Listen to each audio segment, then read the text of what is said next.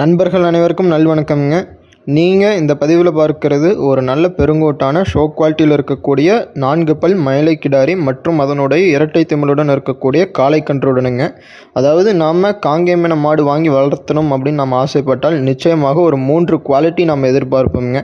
First என்னென்னு கேட்டிங்கன்னா, மாடு பல் சேராமல் ஒரு 2 பல் 4 பல் இருந்ததுன்னா இன்னொரு 2 ஈத்து 3 ஈத்து நம்ம சேர்த்து வச்சுக்கலாங்கிற ஒரு நிலைப்பாட்டில் இருப்போங்க.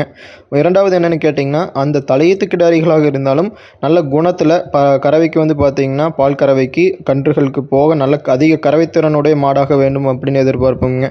மூன்றாவது என்னென்னு கேட்டிங்கன்னா, பெரியவர்கள் பெண்கள் என்ன யார் வேண்டுமானாலும் ஈஸியாக ஹேண்டில் பண்ணிக்கிற மாதிரி நல்லா ஸ்டூல் போட்டு உட்காந்து ஈஸியாக நல்ல குணத்தில் இருக்கிற மாதிரி மாடு நம்ம எதிர்பார்ப்போங்க. இந்த 3 குவாலிட்டியுமே பூர்த்தி செய்கிற வகையில் இருக்கக்கூடிய ஒரு ஷோ குவாலிட்டியில் இருக்கக்கூடிய 4 பல் மயிலை கிடாரி தான் நீங்கள் பார்த்துட்ருக்கிறீங்க.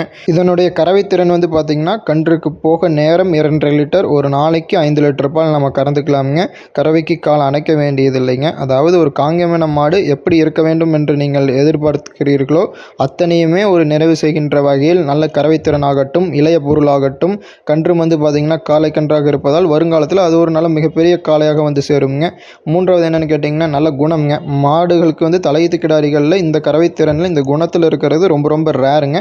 ஸோ இந்த கிடாரி நல்ல அழகிய தோற்றத்தில் நல்ல அதிக கறவைத்திறனில் இருக்கக்கூடிய கிடாரி தேவைப்பட்டால் கான்டாக்ட் பண்ணி வாங்கிக்கலாம்.